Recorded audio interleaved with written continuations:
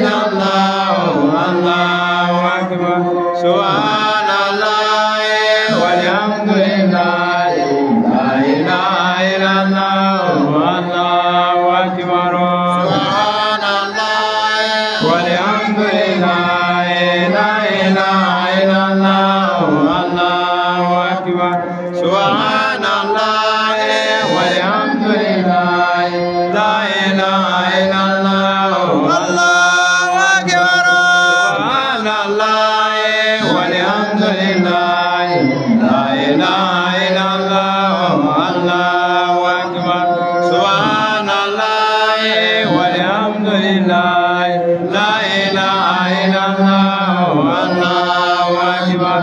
Subhanallah walhamdulillah, la ilaha illallah, Allahu akbar. Subhanallah walhamdulillah, la ilaha illallah, Allahu akbar. Subhanallah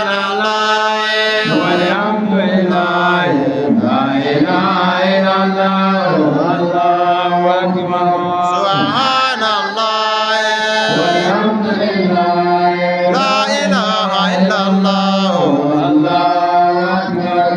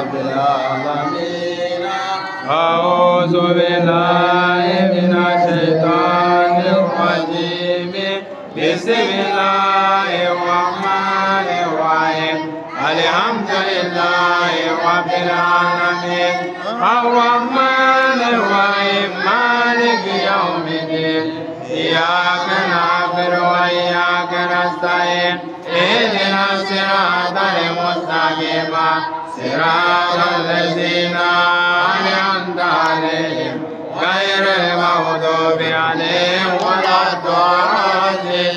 استغفر الله العظيم الذي لا إله إلا هو الحي القيوم. استغفر الله العظيم الذي لا إله إلا هو الحي القيوم. استغفر الله العظيم الذي لا إله إلا هو الحي القيوم.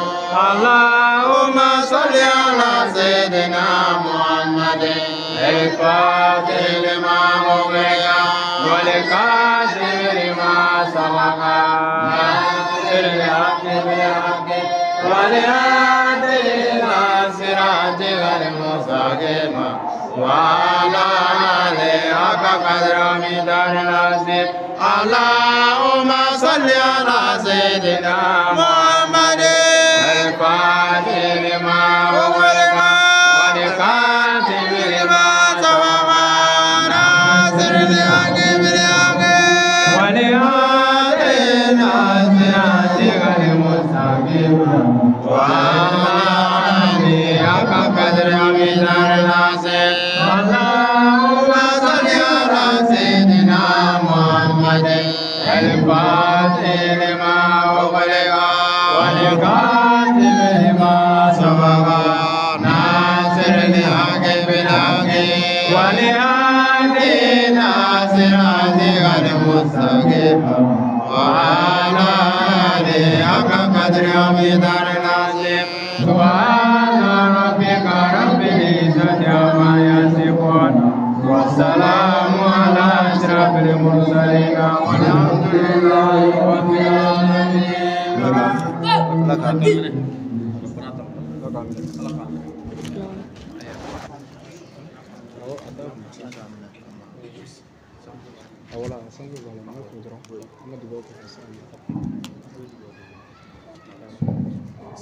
Alhamdulillah rabbil alamin. Tamanya ala fa ya rabbi amra saka ala wuli min ka ala ka menanye. Amadel ala fa ya rabbi atugo jabe min no lu be jumana ala ka dama amin. Ala ka dama amin. Ala ko kala kira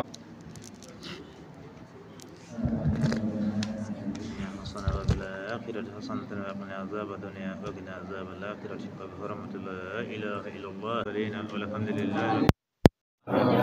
ولا أنا خلاص أنا بوسك ماني سكنا دama شو قال هو كاني يا ربي